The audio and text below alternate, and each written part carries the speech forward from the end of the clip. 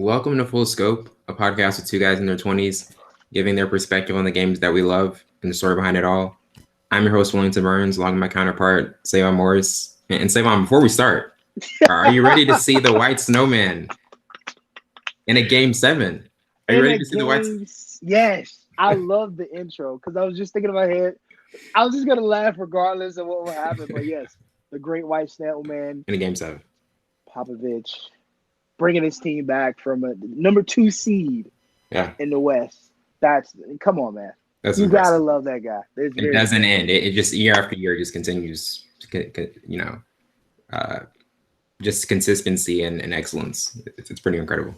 It must be something in San Antonio's water. It has to be something in there.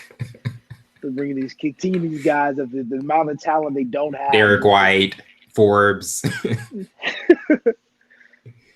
Yeah. Well, to start things off today, Portland, won in 5 games against OKC. Lillard has an incredible 37-footer to end the series, and the game-winning shot to end the series. And we were talking a couple weeks ago, like what was the best thing Portland had done in the postseason, and I mentioned the game winner over Dwight Howard against the Rockets, and that easily gets trumped by what he did against OKC and them winning in 5.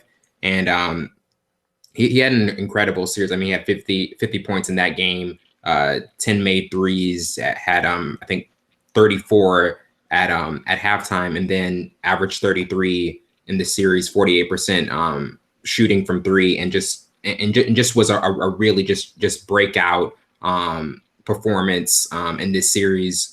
Outdueling Westbrook, even though Westbrook had another triple-double and George had 36. But their big man rotation, because we were both concerned about the loss of Nurkic, and would guys be able to fill in like Cantor or Mo Harkless and Leonard and Collins, but they actually did a really good job. So first of all, what were your thoughts on Portland's, just very impressive win after a really tough sweep the last year against the Pelicans?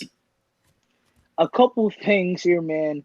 One, my prediction of OKC going to be in the finals ended pretty quick. Ended very quickly in the first round of the playoffs. 2, Damian Lillard is still underrated. Mm-hmm. I know it was a quote LeBron James said, if you know basketball, you watch basketball, really a basketball connoisseur, you know that he's not underrated. But I still think people don't know how great he is as a basketball player. It showed against Westbrook, who's top 5 point guard or even top 10 player in the NBA right now. And he literally made him look like little brother. Mm-hmm. And he really made him reevaluate the game, which, he did it. He did sun him. Head over, nuggy in the head, like he sunned him that entire series. And he did it with class. Yeah. That's the difference between Damian Lillard and Russell Westbrook, because he said when they won the game, Schroeder was putting ice in his veins, and Russell was doing Russell stuff. He kept his composure. Remember the Paul George dunk at the end? Yeah, that too. Yeah. So they did it with class. It's Dame's time. I did say this. I was like, okay, OKC. I still have OKC going because I didn't want to, retract my previous statement of going to the finals. But I did say that it was Dame's time, and Damian Lillard, him and CJ McCollum, had a really good series too. I know it's not going to get as much shine, but he had a really good series. He had a great series, and Cantor stepped in and had big minutes. He played great too. Remember how Billy Donovan said, "Can't play Cantor? You can play Cantor." Yeah, like he was like the best thing that happened to him was thank you, Knicks, for waving me. Now he's going to the second round of playoffs, and he's contributed to a team that has potentially going conference finals to the Western Conference Finals. So it's so many things you get from that series. Sheesh, Damian is a really ice in his veins, clutch player who can do it all over the court, and he's a problem. It's hard to guard him. Do you think because he's like in a place like Portland, like that's one of the main reasons he constantly feels as though he's not getting the adequate amount of attention and kind of like constantly like overshadowed, or do you just think it's because we're in the golden era of guards where there's just so many good guards in the West? I think I don't think it's the team that he's on. I just think the amount of talent that the league has at the point guard position, he gets, put on the back burner with John Wall, Russell Westbrook, Steph Curry, all those great point guards that are in the league. And he definitely should be the conversation. He should be the top of the conversation, especially after this year that he's showing everybody that I think he's the best point guard, all around point guard in the league. Wow. And he showed that multiple years. And the fact that he hasn't been to multiple NBA All-Star games is I don't know. It's kind of crazy. It's mind-boggling. It's like, why is he not getting the praise and the accolades that he deserves? And I think he's the type of guy who came from a smaller school, so he's used to being counted out, and he does it in such a sports way that, okay, I'm humble. I'm gonna be humble, but I'm gonna show you why I'm a threat. Mm-hmm. And him being on the Trailblazers doesn't take any, account to his abilities. It's so much talent in the league that all our eyes can't be on everybody. The media will do this, but after this year, I think the media will kind of reconstruct, and the all eyes will be on Damian Lillard from now on, especially going head to head against Russell Westbrook. Yeah, and I think, honestly, before this series, did you just kind of feel like Portland was headed for another early exit? No, I did not. Okay. I didn't think they were going to early exit. When I found out that they were going to be playing OKC, I was like, okay, this is going to be another great series. It wasn't a great series at all. It was going to be a great series, and they're going to battle it out, and maybe they'll, find a way to win. But I think they have a new mindset now. Yeah, because it's after that, after that type of series, the culture really could have been broken, but they really stuck with the same guys and just built around. The difference is with what the Pelicans were doing, constantly trapping Lillard, constantly trying to take him out of the series, even though McCollum had a really good series. That was just not the case. Lillard was not going to be taken out of the series at any point.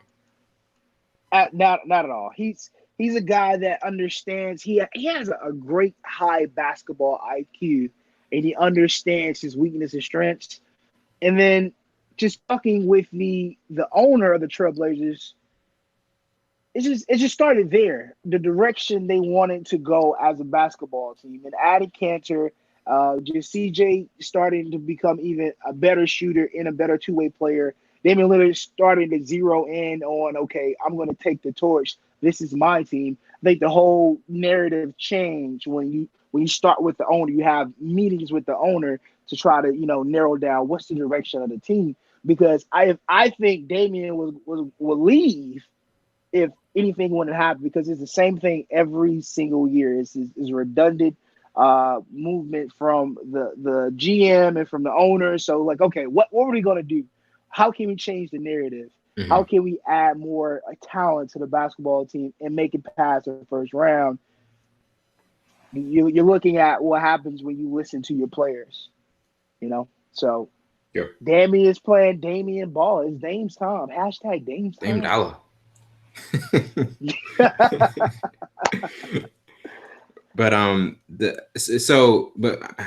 They don't know their opponent yet, because Spurs and Nuggets have a game 7 tonight, and we're about to get to, and we're going to get to that a little later. But you would feel as though at least a conference finals that would kind of be the perfect cap off to what they were able to do this postseason. Yes, most definitely, and it'll kind of to them to see where they are as a team, and just say, okay, we can just add on. Charles Barkley has all the faith in the world in them. He says they're going to the finals. I don't know where that came from. Charles be tripping on NBA TNT, man. Man, that's the best pre-game, post-game show. It is. Do you watch the race to the board?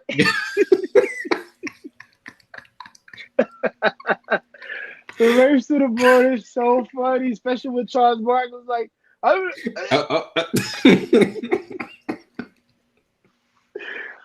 my God. And then Kenny's legs is so weird. Yeah. It freaks me out every time I see him walk. Like somebody broke his legs. Break your legs. Watch me whip. Okay, never mind. Sorry. Well, we're not going to talk about inside the NBA anymore. Yeah.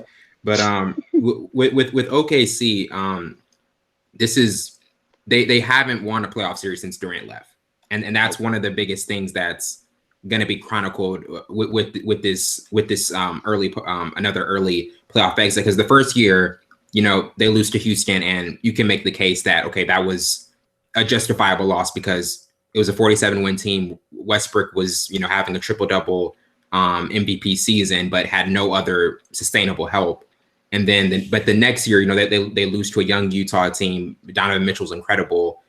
Joe Ingles outplays George. But this year, this is the year where you really feel as though, okay, George looked like an MVP candidate the first 54, 56 games. And then he has the shoulder injury, and he doesn't look kind of the same. Like, I know he had a really good game to close it out in game 5, but it just he didn't look right. And Westbrook continued to kind of struggle with, as he always has, with shooting in late game situations.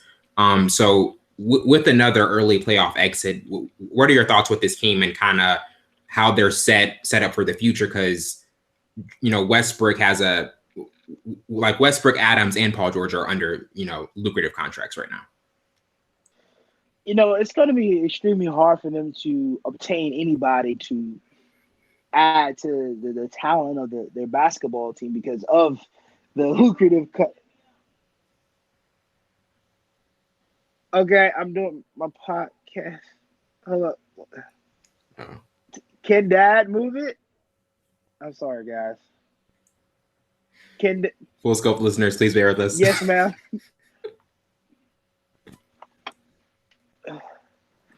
Where are the keys? They were in my pocket. Oh, there they go.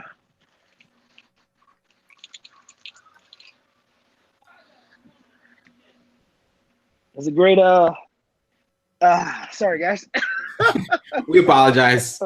We were supposed to do this on Thursday. My mom. Yeah, my mom. Well, where was I? Okay. Yeah. OKC. It's gonna be extremely hard. I mean, under the contracts that their best 3 players are under, it's like they're really going to be strapped in terms of what they can do with the cap space. Exactly. To improve their roster, their best bet is most likely going to be able to trade. Because they have 3 guys that could be able to trade: Steven Adams, Dennis Schroeder, and Andre Robertson. I don't know if they want to do that, but that's the only way I see them being able to add any talent. Yeah, Adam has kind of like skyrocketed his not draft profile, but his player profile. Yeah, he's progressed so much in the last couple of years, especially with the pick and roll game with Russell Westbrook. I think he could be a great asset to any basketball team. But I was thinking, what does OKC really need? I think they need a shot blocker. They need a defensive guy because They'll get somebody in the draft or somebody younger or go get a veteran, but they need a great defensive guy in the middle of the court. They need that. They don't have that. Paul George is Patrick Robertson. I think they thought could have been a better defender, but he hasn't really shown up to be that. Yeah, he's young too. Yeah, he's young too. So I think they need another veteran player. Do not go get a Carmelo Anthony. Do not get Carmelo Anthony. Do not do that. But their best bet is to trade or try to get a lot of role players. Or if they have a bench, like a depth and a depth bench, then that kind of weed out the minor problems that they have. But Russell has to shoot better. Mm-hmm. Triple double or no triple double, Russ has to shoot better. The franchise player is not clutch in the last. We've seen that multiple times, right? Yeah, yeah. And the thing I was about to say with Westbrook, I mean, if this continues to be the track record where like he possibly may never get to another finals or like a championship status again, like do you think Westbrook will just kind of be remembered as the guy like what if he had done good in the Western Conference Finals against Golden State, or what if he had like a better series against Miami in the finals? Like, do you think that will be that asterisk? Because obviously he's a great player. He's going to be considered as one of the greatest point guards ever. But do you think there were kind of maybe I don't want to denigrate like him at all, but just kind of like there may be a bit of an asterisk to what he could have been in terms of being a better shooter? I think, I think the shooting part will probably, because you look at Ben Simmons, how people are dogging him and highlighting, even if he had a triple double and his inconsistent shooting habits. And the same thing with Russ. Sometimes Russ is extremely on, but he does have multiple stints where his percentage is down. He's taking bag shots. He's forcing shots. He's not trusting in the process. And then game 5 happens, and game 4 happens, and game 3 happens, him shooting terrible from the field. And if you're getting paid the big bucks and you're the face of the team, you have to knock down shots. And that kind of like showed me that part of his game he still hasn't worked on it. He still has to work on it. And then you highlight, can Russ actually lead a basketball team? Is he really a leader? Is he really a leader? There's a lot of questions going to be asked this offseason. And he's already asked those questions himself. He said, I have to reevaluate myself, and I have to work on my shot. You should have been did that. That's taking this long. That's 5 summers ago. That's 5 summers ago. And now that I think he's progressively understanding that he's not the big game winner guy. He's not the ice vein guy. And that showed when he dished the ball to Paul and Paul knocked it down, but before the playoffs start. But he has to understand that's your game. That's not your game. But it's going to be extremely hard for them to try to add more people unless they trade, because they got so much money out. Yeah. I mean, one of the highest payrolls in the league. Yeah. And then they got to figure out what they're going to do with Noel and Markieff Morris. Mm-hmm. They can't pay them anymore, so they got to figure out what they're going to do with them. Yeah. But before we move on, do you think Billy Donovan is still the right coach for this team? Yeah, I think it's just the most simple things, like being able to knock down shots. I mean, he puts them in a position to win. And I think he puts the right people on the court. But it's just some things are out of your hand as a basketball coach. And that's when the players come in. So I think if they do fire him, that will not even change, or I don't know how much that would change anything. It will change anything, because he's the right coach for it. It's not just like a Mike Budenholzer thing, like with Joe Prunty and Jason Kidd with the Bucks. That was a huge upgrade when they got Mike Budenholzer. Like, they had the potential to win 60 games once they got him. Mm-hmm. I think the same thing with Billy Donovan. Especially, I'm biased because he's Florida. Former Florida coach. So I don't know, man. Yeah. Transitioning to Spurs and Nuggets.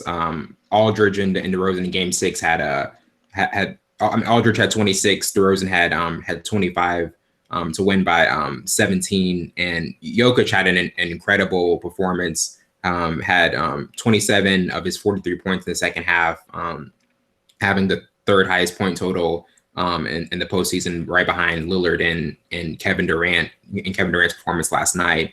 And this has been a series where it's been back and forth. Like Jamal Murray, he had the incredible shooting performance in Game 2, and then in Game 4 when Denver starts Corey Craig. They're able to get a big road win to send the series back to Denver tied. And now this is in a position where, Denver plays very well at home.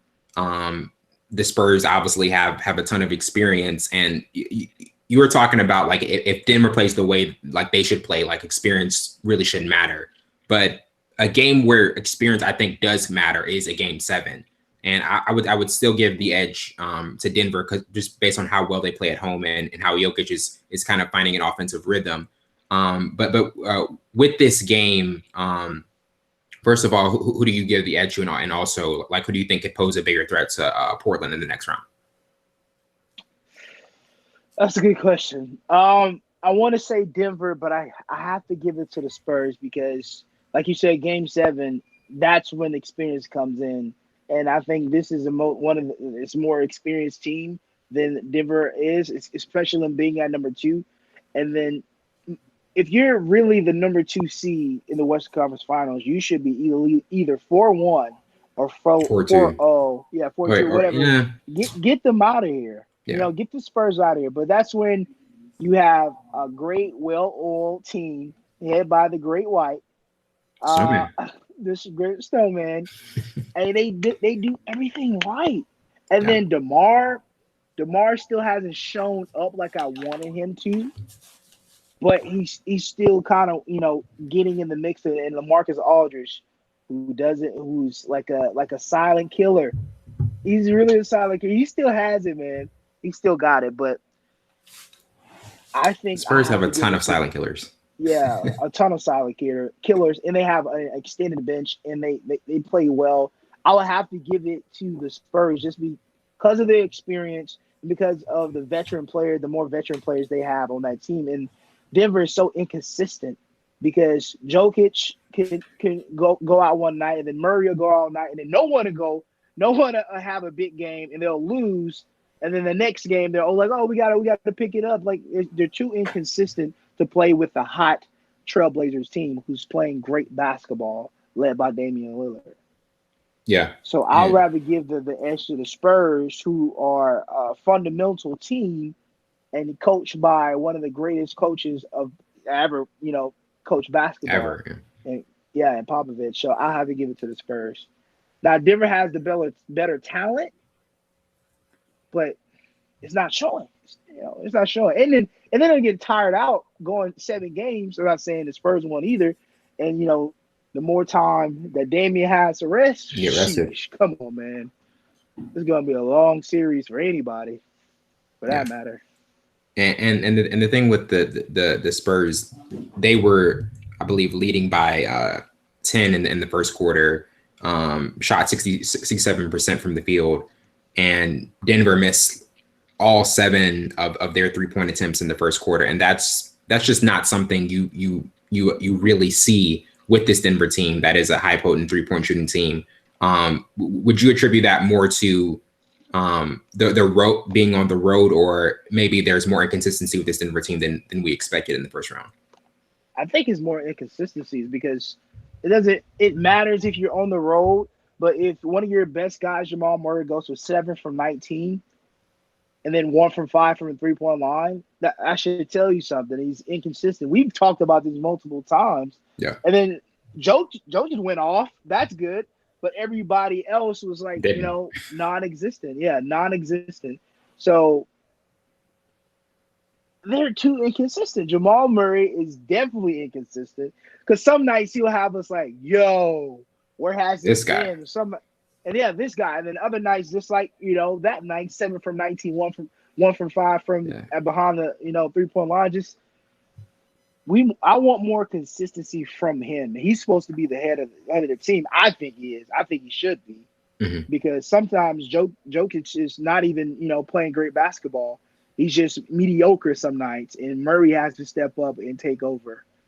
And maybe it's, the balancing beam of both of those guys, that 1-2, but both of those guys are inconsistent at times. Yeah. So you have the Spurs kind of, do you think it's going to be like a tight, kind of like a tight game? Or do you see kind of like one of those ones where the Spurs kind of pull away late? I think so. Okay. Because I think Rudy coming off the bench, that's huge, is a great move, and he was perfect from the 3-point line. 7 from 11. He's 28 minutes. I think that's the best move. And then Patty gives you great minutes as well. He was kind of off, but I like your starting 5. Who's that new guy that was from the D League and G League? It was D League, whatever. What is ABC G League? Is it Derek White? Derek White, yeah. It's Derek White. Yeah, like 29 in game 3. He's playing good basketball. He surprised me because I was watching him a little bit because he caught my attention like the last last games of the regular season. I'm like, who's this guy? And then when he went off that game, I was like, the Spurs always have one of those guys like, who is that guy? Yeah, it's really good. Like when I first saw Patty Mills, I was like, what? Where you get this guy from? And He lights them up.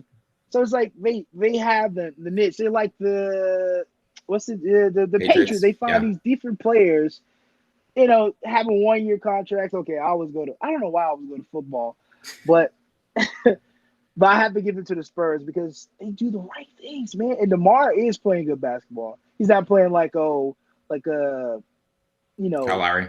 Yeah, like 40 points, 50 points. He doesn't need to. Yeah.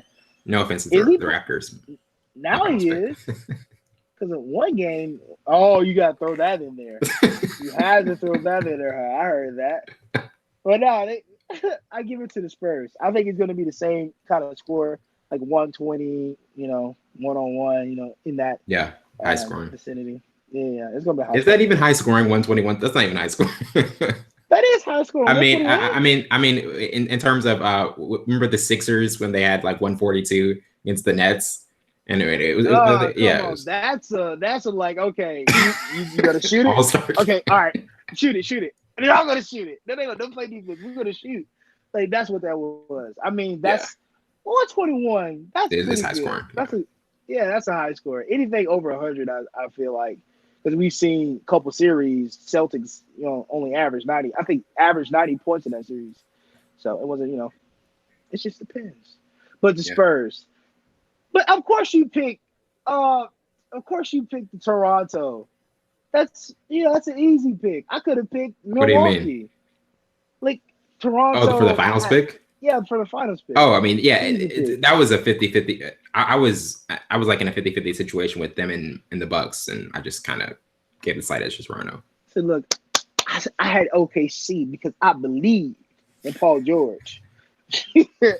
I believed in Paul George. I didn't believe in Russ. You didn't believe in the other four players. Yeah, I believe in Paul George. That's it. Because Paul has done it game in and game out. So if the Nuggets, I still have the Nuggets in this one, but if the Nuggets do lose this game 7, as you think, what do you think that would say? Because this is a season where they're the second seed. They have the possibility of getting a 1 seed. What would you consider, like how would you think of the state of the team after kind of like a really breakout year where they're the second seed but get bounced in the first round? Just for hypothetical. That will let me know that the West isn't as strong as they say they are, to be honest. Because it's the second team. I've never seen a second seed team go out in the first round. Not in my memory to see a second seed team go out. I remember Mavericks Spurs. I think 1 year the Mavericks bounced. Was it 1995 or 86 or 85? That's pretty recent. Like 05. Pretty 06. Recent. The Mavericks being number 2 was never probably 2000. I mean well, yeah, you're probably right. Yeah, no. The Mavericks haven't been good in a while since Dirk just stands on the 3-point line and just shoots and he lands so weird. Okay, I'm getting off subject. But no, it will show me that the West is not as strong as they say they are. And Denver is too inconsistent when it matters the most.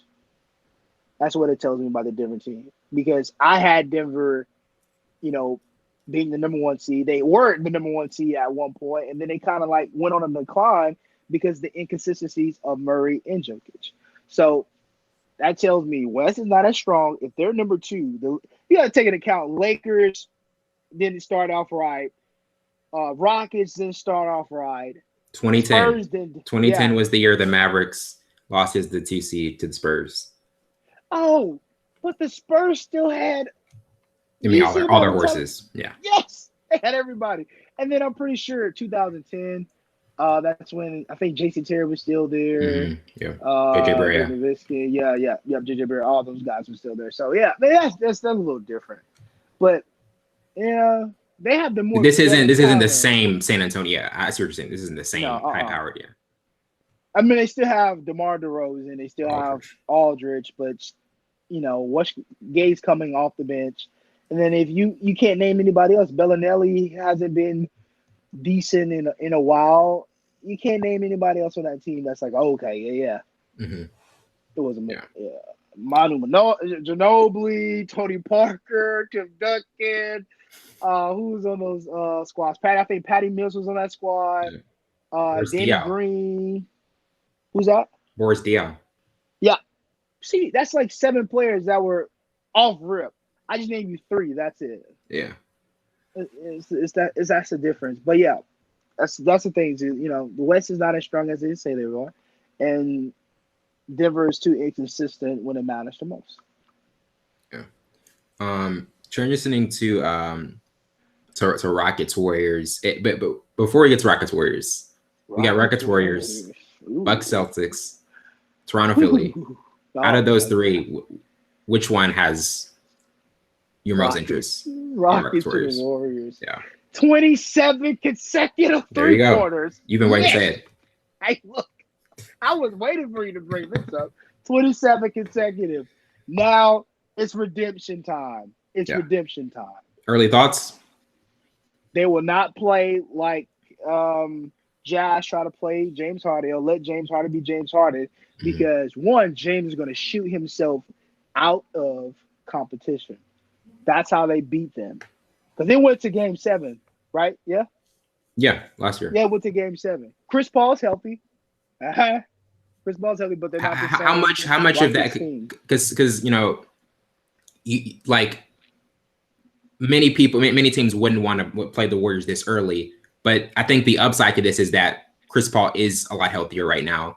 Harden hasn't gone through a long postseason yet. Like what is what's the slight upside? Do you think there is any slight upside of kind of playing them earlier where your best few players are healthier and more fresh?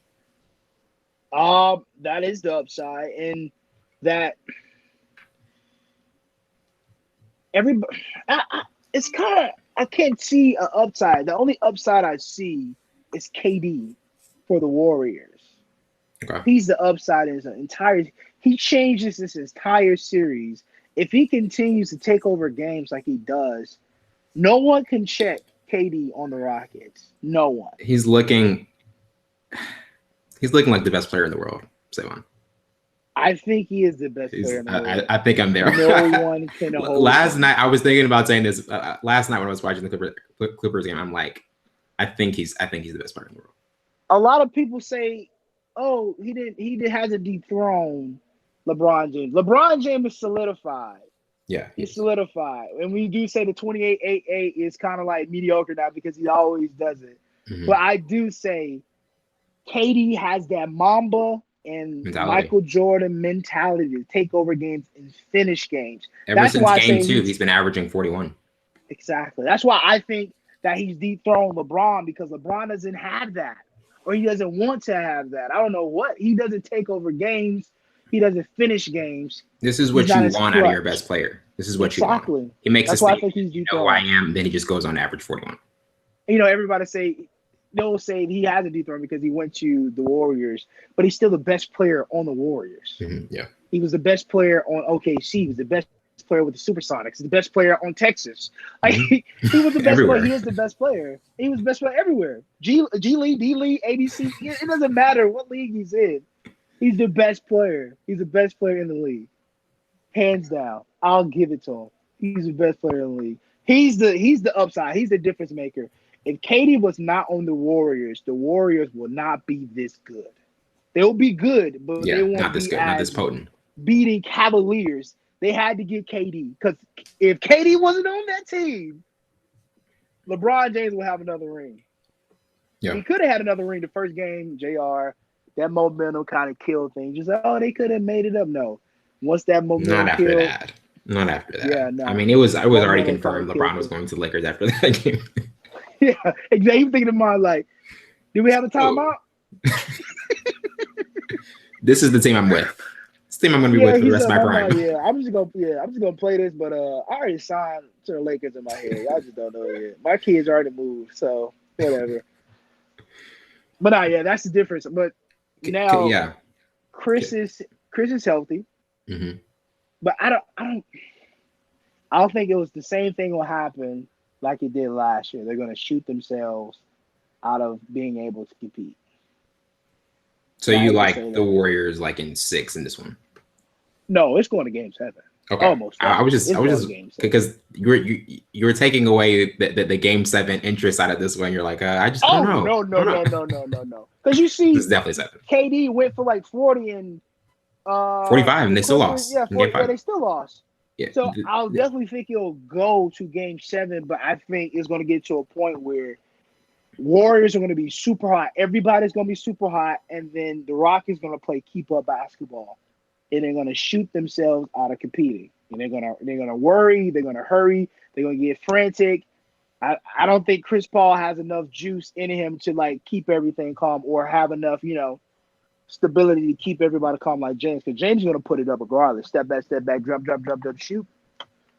Comparing the Rockets and Warriors, like kind of the way they ended the series, they didn't end it as strong as they began because the Rockets, they scored only 100.3 points per 100 possessions in the last 3 games of the series when Harden shot 32% from the field. And then, the Warriors, they lose they lose game 5 when Durant has 45. The Lou Williams and Montrezl Harrell really gave them fits in that series. That pick and roll duo. And compared to the 2 struggles that the teams kind of had to close out the series, like which one? Because we don't see the Warriors lose closeout games like that, like in game 5. Like that was a game where Lou Williams really took over. And even though Durant was phenomenal, they still couldn't find a way to win. Like which team struggles to kind of end their series kind of concerns you the most heading into this matchup? I think it's a bit of balance because the way that you beat the Warriors is turnovers and they're not shooting well. Mm-hmm. Because they have so many weapons that allowed them to be like, okay, if he's not on, we got Iguodala, we got Draymond, we got Steph, we got Clay, we got KD, we got the young guy that comes off the bench. I forgot his name, number 2, or I forgot his name. Young guy with the afro. No, he's a black kid. I forgot his name, but he comes off the bench and he shoots the lights out. So they have so many weapons to kind of like pick up the slack from everybody. Now, the Rockets don't have that. Yes, thank you. The Rockets don't have that extended bench. They don't have that depth. Mm-hmm. So if James Harden's not on, if Eric Gordon's not on, if Eric Gordon, James Harden, and Chris Paul's not on, they definitely lose. Not taking anything from PJ. But if those 3 guys are not on, they lose. They don't have anybody else to pick up the slack. So that's the difference. But if you make the Warriors commit turnovers like Clippers did, if any team needs to watch how to beat the Warriors, they need to watch that series. The Warriors the Clippers just didn't have enough playmakers. They had enough defensive guys, but they didn't have enough playmakers. Lou was the only guy. Hopefully they get somebody in the playoff. I mean, not playoffs. Somebody in the off season and the free agency. Wink, wink. So they created turnovers. And you mean Kawhi Leonard? Perhaps. But I think that's another story. We'll do that in another podcast. But yeah, you create turnovers for them. Make them create turnovers. Make them get sloppy. Make them get comfortable. Remember, I told you that. Make Steph get comfortable because he'll start doing his health in this series because I think he rolled his ankle near the end. His health in the series is going to be obviously pivotal as well. I think. Mm-hmm. But they have the guys to pick up the slack. Yeah, because Clay can have an extreme crazy night, and then KD is right behind him having a crazy night too. So Clay will go 35 and that's the KD thing. probably go If you didn't have Steph in a series, but you had KD, I feel like you'd still feel pretty good. I don't know if yeah. But you know what? Steph's such a valuable having shooter. You having Steph on the court really takes away from the highlight of KD because everybody's worrying about Steph shooting because that's why he's running around. Yeah. He's valuable. Him and Clay's valuable too because he's a lot of those. He's going to draw multiple defenders and get open shooters constantly. Exactly. That's why it works so well and everybody is selfless for the most part. Yeah. So turnovers and they gotta have an off night. It is rare that all 10 of those guys have off nights, man. Right. I never see KD have an off night. I've definitely seen Steph have a couple off nights where he's not shooting well at all. and he's just passing the ball after that. But I never seen KD have an off night. He's always averaging at least 25, 27 points a game. Yeah. So Warriors in 7. Yep. Yeah, I think Warriors so too. good pass. Transitioning to Boston, Milwaukee, both teams swept, and Gordon Hayward has looked a lot better. Jason Tatum, drove to the basket more. Kyrie had some incredible performances, especially in Game 2 when he had 37, and Malcolm Brogdon, Marcus Smart, they're still out. They're both still out, and I think Brogdon's going to miss at least the first 2 games before he comes back. And Chris Middleton in that series last year, because just last year we saw these 2 teams in the playoffs. It just Kyrie and Hayward weren't there, and Chris Middleton had a phenomenal series. I think was shooting 63% from the field, and the only kind of go-to defender in that one was Marcus Smart, who could kind of give him a bit of fits, and then probably the primary defender who can slow down Giannis a little, even though nobody can really slow down Giannis, is Al Horford, and he's kind of the heart and soul of, maybe not the heart and soul of this team, but kind of the one where he's really a great leader, and how he plays is really going to affect how things go for them. But in terms of these 2 teams, and whether or not you believe that the Celtics have kind of maybe turn it around and flip the switch a bit, or if you believe the Bucks will have kind of sustained consistency and excellence. What are your main thoughts in this matchup? How can they stop Giannis? Not stop, but just because you can't stop Giannis. Right. You can't. How can they limit him? How can they make everybody else play? And if you make everybody else play, Chris is going to shoot your face off. So it's how you come together as a team. That's the biggest thing for the Celtics, and I'm still not convinced that they've done that. They did it against a Pacers team that didn't have a star guy. That was undermanned. And they played very sloppy basketball to the last game. When the third quarter, I think they went 20-3 on 23 run, and then put the lead to 60-48 or whatever. And that's the only time I've seen them go bananas with as a team. But everybody's still individual. Now you go to a team that's well-oiled machine, just like the Spurs are, who play great basketball and have great chemistry with each other. So that's what I want to see. Can you play team basketball? Can you continue to do that? You swept an unmanned team. I don't think they would have did that if Victor Oladipo was healthy. Heck no. Mm-hmm. Victor would have shot their lights out because they're not playing as a team. That would have at least been a 6-game series. At least. Because the Pacers had every opportunity to be able to beat the Celtics. They just wasn't shooting well. They would play great defense. Because you hold the Celtics, all those players on there, under 100 points, that's phenomenal. But they just wasn't shooting. They couldn't shoot. I think that last game, they didn't score a bucket until 3:38 in the third quarter from a layup. And they were, it was crazy. You went 3 from 19 that whole third quarter. So that they played great defense, but they wasn't able to make buckets and get points, because you can't do one thing and not the other. I'd rather you make buckets not to play defense, because nobody really plays defense in the NBA anymore. Mm-hmm.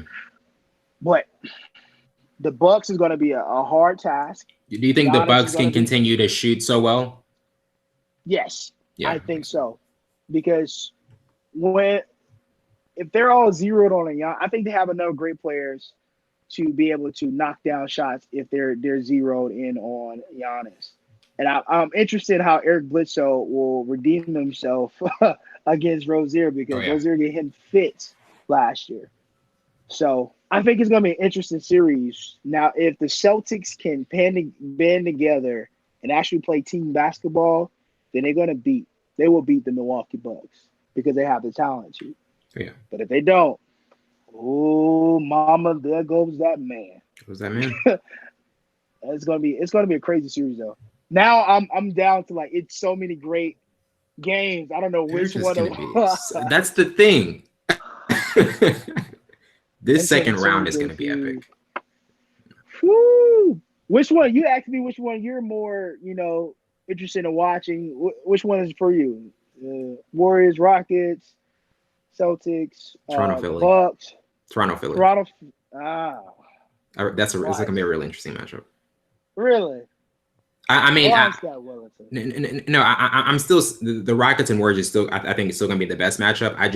I'm interested to see how Embiid can hold up in this series against Gasol, because if you look at the matchup, and we're getting ahead of ourselves, but Marc Gasol and his numbers against Embiid, he's always held him to career lows, and that's going to be the primary matchup. And I think it's going to be also how Redick can hold up against Lowry.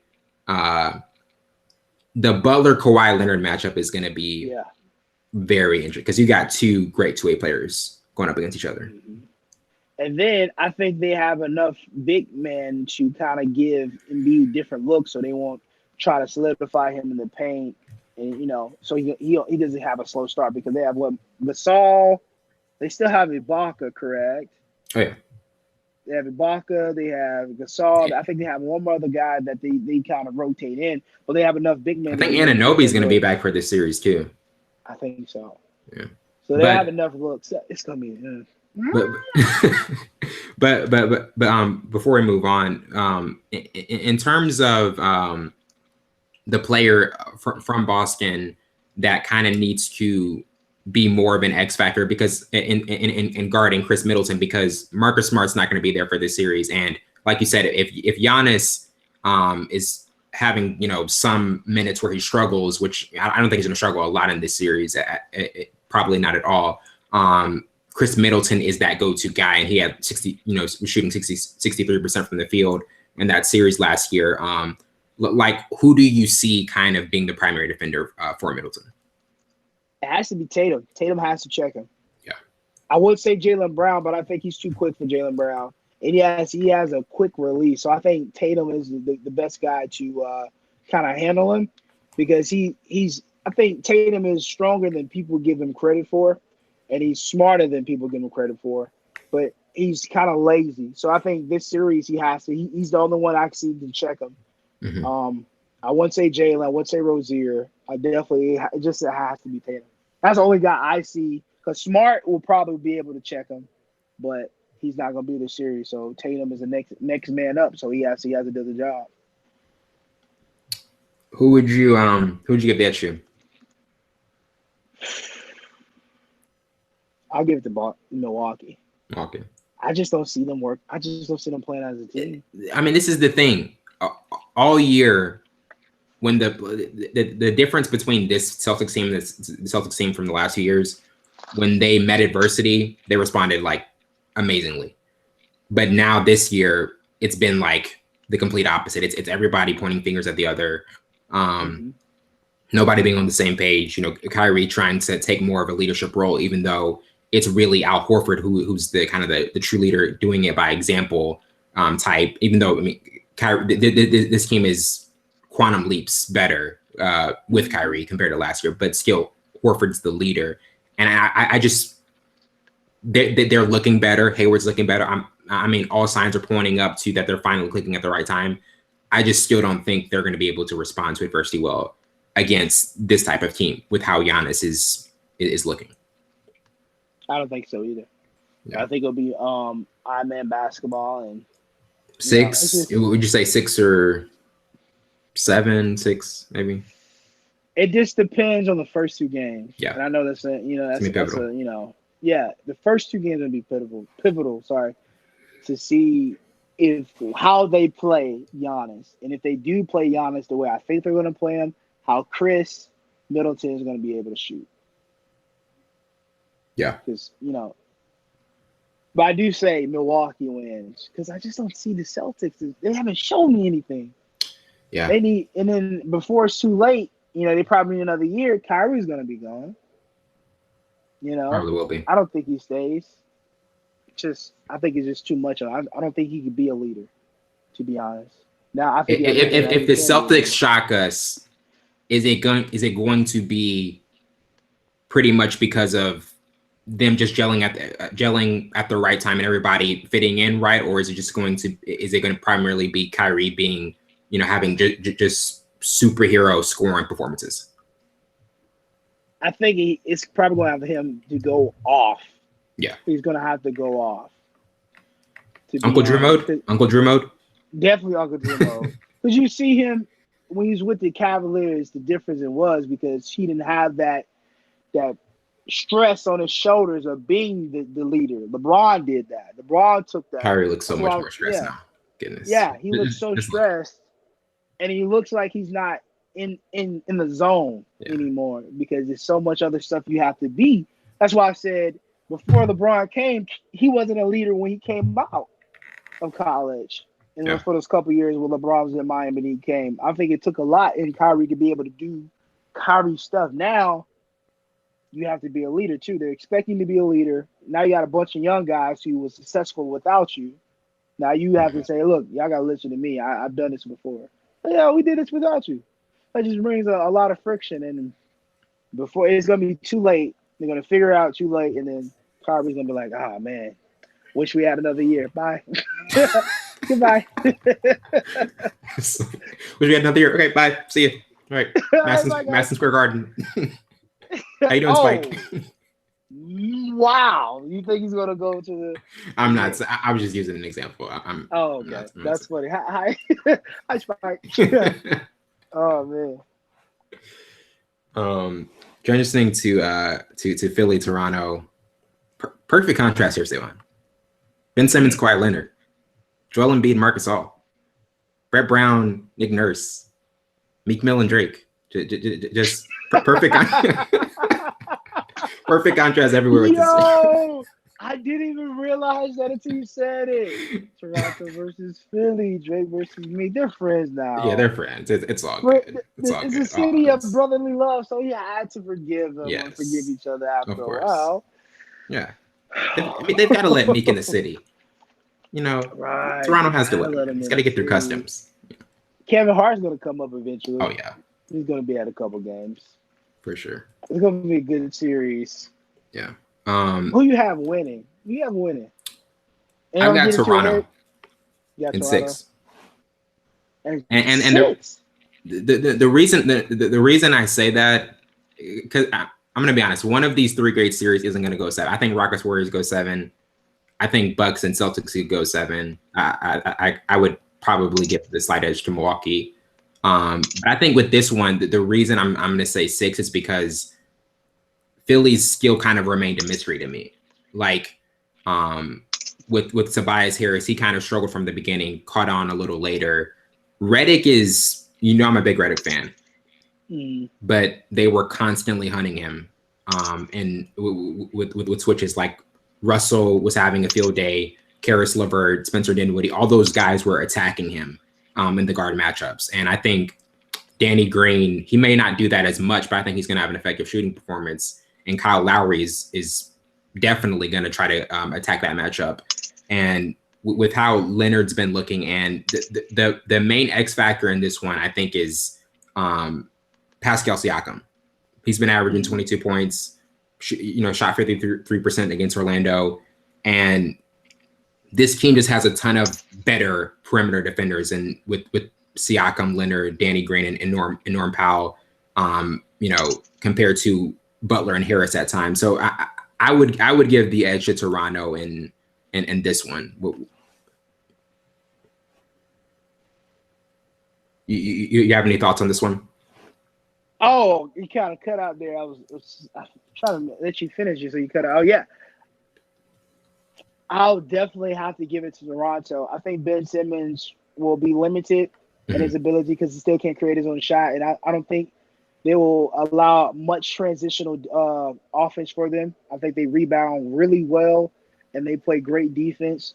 So I think Ben Simmons is limited. Joel Embiid will be limited, I believe, because they have different big men that they could put on them and give them different looks so you won't be, get comfortable in the paint.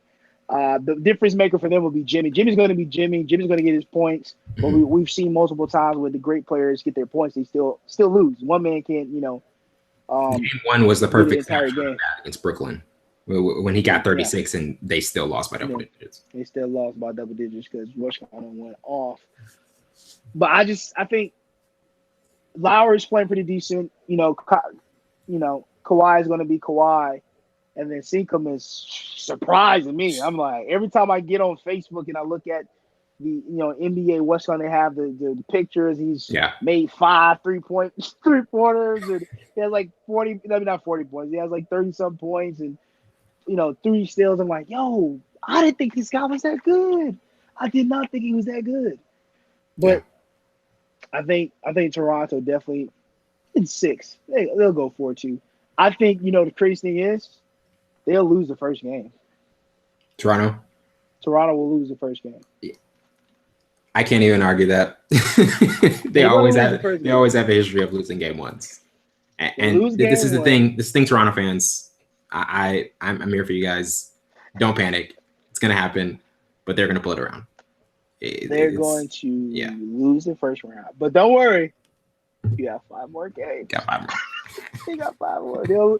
They'll win 5 straight and lose the first game. Like, well, whatever. We still won the series. It's okay.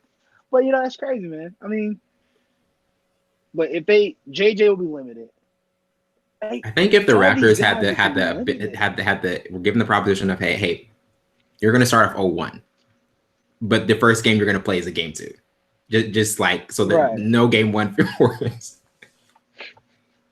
We're not gonna show up. We just give y'all game 1. We'll come game 2. We're not ready yet. Go for it. But I just expect Kawhi to go off, man. I don't think they can handle Kawhi.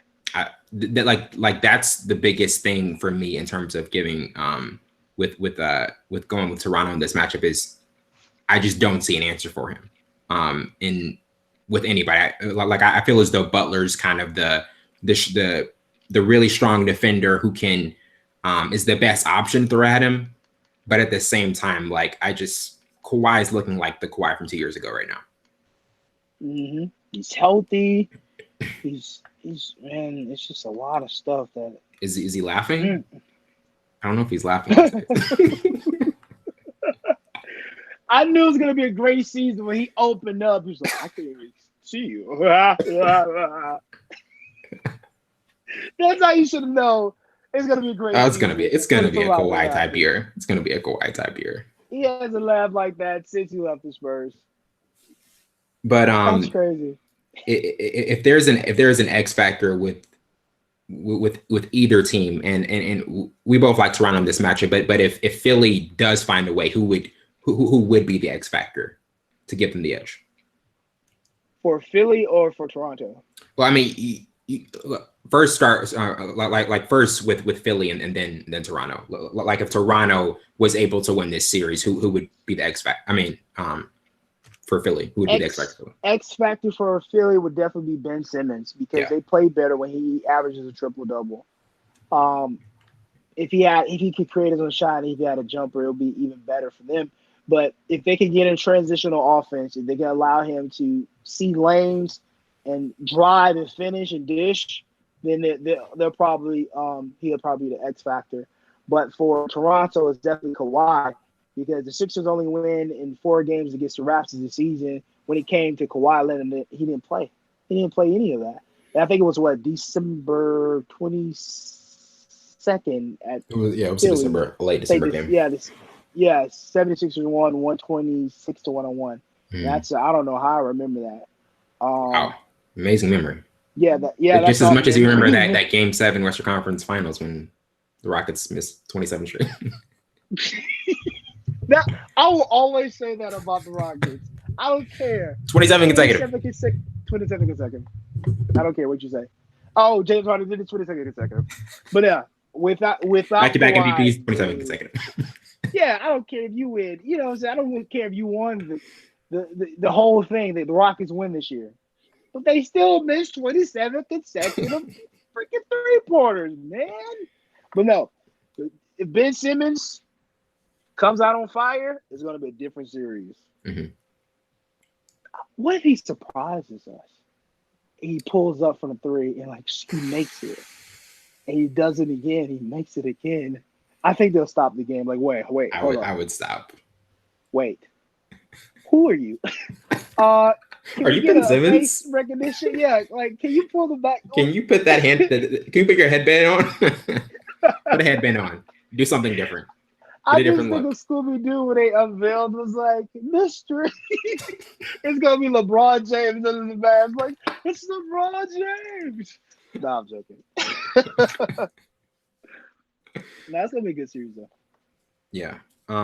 If in terms of this series, if Philly does kind of if Philly does lose this one again, like would you still feel the same about like the future of this team and the possibility of Brett Brown not being, because Brett Brown has a ton of, to me at least, I feel like he has a ton of pressure for this postseason because the expectation is a lot higher than it was last season in terms of adding two great scorers. Yep. And just behind the scandal they had last year with the Twitters and the stuff like that happened last year, and then transitioning into trying to grab players like adding Jimmy, adding Tobias, trading away multiple players to another team to try to gel people together, get more talent, and it still kind of didn't work out for a minute there because they were struggling. But if they lose in the second round of the playoffs, I think it's going to be a lot of firing in that organization, because a lot of people say trust the process. They've been trusting the process for a long time. You want to go get people. Jimmy definitely leave. Jimmy doesn't stay. Tobias Harris stays. He'll probably get a big contract. But then you have to figure out what you want to do with Ben. Do you want to keep Ben or do you want to – I say keep Ben, but they probably can get something out of trading Ben Simmons somewhere and getting more players to come in. Mm-hmm. Because right now his shot is kind of limiting their offense, I believe. But I think he's a great fit for that scheme and for their team. But it's going to be – I think the head coach will get fired, most definitely. Mm-hmm. And then they'll look at the GM. Yeah. And we're like, okay, what do we do from here? Because we added players. It's not like they're not making great moves to try to get the team. Then we'll look at, they won't trade Joel. If they trade Joel and B, that'd be bonkers. Okay, now we're going too far. Now we're going. We still have a series to talk. There still is a series to be played. I don't want to think about the Sixers without Embiid. Look, just know that the Sixers will be shaken up if they lose second round of playoffs. They'll be shaken up. Somebody's gone. That's what you're feeling. Yeah, because it's a lot of tension already from last year and the previous year. They're not doing well in our series, and then the highlight still is on. Yeah, and the highlight is still on Ben, and it was on Markelle Fultz at one point. Yeah, he was supposed to be the third, decider. He was, and then that's it's going to be some great series. They will be shaking up. Yeah. What a time. What a time to be alive. Yes. What a time to be alive. You and yours versus me and mine. Anyways. Well, man. Good stuff. That wraps it up for today. I'm your host, Wellington Burns, along with my counterpart, Savon Morris. This has been Full Scope. See you later.